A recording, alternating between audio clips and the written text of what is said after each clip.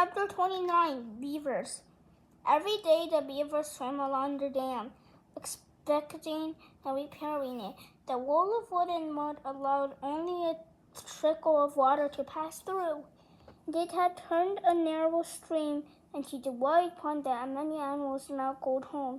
As Roz and Brightbill walked around the pond, they passed hundreds of chewed-up tree stumps, proof that the beavers needed a constant supply of wood, and that gave Roz an idea.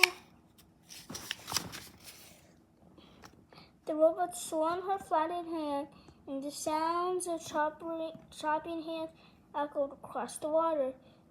They were replaced by the sounds of footsteps and shaking leaves as the robot carefully walked along the beaver dam with a gosling on her shoulder and a freshly cut tree in her hands.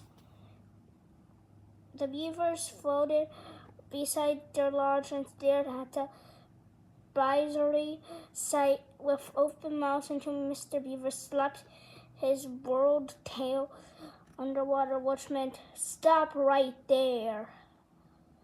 The robot stopped. "Hello, beavers. My name is Roz. This is Brightbill. Please do not be frightened. I am not dangerous." She held out the tree. "I have brought you a gift. I thought perhaps you could use this in your beautiful dam." "No, thanks," said Mr. Beaver. "I have a strict policy never to accept gifts from monsters." "Don't be ridiculous," interrupted Mrs. Beaver. "We can let a perfectly good birch go to waste." "I'm afraid I must insist," said Mr. Beaver. Mrs. Beaver turned to her husband. "Remember how you asked me to point out when you're being stubborn and rude? Well, you're being stubborn and rude." Then she turned back to Roz. "Thank you, monster. If you'd be so kind to drop the tree in the water, we'll take it from there." "I'm not a monster." Roz tossed the tree like a twig.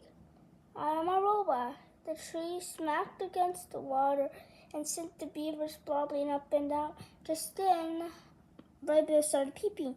"Mama, hungry!" So Roz strapped a bowl of grass into the nest. "The gosling thanks his mother," came a quiet voice. It was Paddler, Mr. and Mrs. Beaver's son. "His real mother is dead," said Roz, "so I have adopted him." There was brief silence. The Paddler looked up at Roz and said, "You are a very good robot to take care of Brightbill." Mr. Beaver said, Yes, that's very good of you, Roz, but I don't understand why any of this has to do with us. My son and I need a home," and Loudwing said you would help us build one.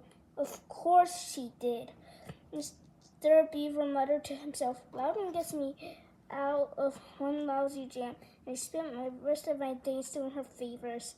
Mrs. Beaver glared at his husband. "Sorry," he said, realizing he was being stubborn and rude again.